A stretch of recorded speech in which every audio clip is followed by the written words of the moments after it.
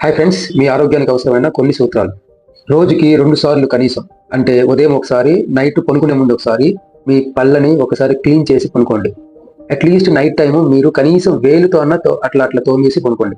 దీనివల్ల మీ నోట్లో ఉన్న బ్యాక్టీరియా మొత్తం క్లీన్ అవుతుంది అండ్ మీ పళ్ళు లైఫ్ టైం పెరుగుతుంది. మీ చర్మం తెల్లగా పొడిగా తయారవుతుందా దాని అర్థం ఏంటంటే మీ చర్మంలో మాయిశ్చరైజర్ తగ్గిందని. సో మాయిశ్చరైజర్ కోసం మాయిశ్చరైజర్ క్రీమ్స్ వాడండి, లేదా అలోవెరా ఇటువంటివి వాడండి. అట్లీస్ట్ మీరు కోకోనట్ ఆయిల్ అయినా స్కిన్కి రాసుకోండి, అది చాలా మంచిది. That's natural.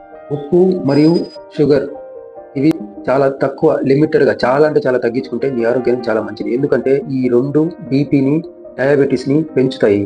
వీటి ఆ పెరిగిన దాని వల్ల మీరు చాలా సమస్యలు ఫేస్ చేస్తారు. అండ్ వన్స్ వస్తే అది తగ్గడం చాలా కష్టం.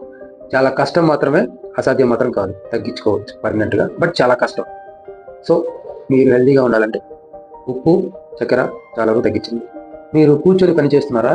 అయితే గంటకి కనీసం 2 నిమిషాలైనా నడవండి, వాక్ చేయండి.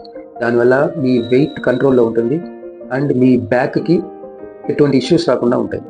మీ శరీరం హెల్తీగా ఉండాలన్నా, మీ హార్మోన్స్ సమతుల్యంలో ఉండాలన్నా రోజుకి కనీసం 7 గంటల నిద్ర కంపల్సరీ. అలా నిద్రపోయిన దానివల్ల మీ బాడీలో ఉన్న ప్రాబ్లమ్స్ని, హార్మోన్స్ ఇంబ్యాలెన్స్ని అన్నిటినీ క్లియర్ చేసుకోవడానికి చాలా అంటే చాలా వర్క్ చేస్తుంది. మీరు నిద్రపోతే ఆ నిద్రలోనే చాలా వరకు డిసీజెస్ క్లియర్ చేసుకుంటుంది ప్రతి ఒక్కటి. సో ఆ టైం టు టైం నిద్రని కంపల్సరీగా మెయింటైన్ చేయండి.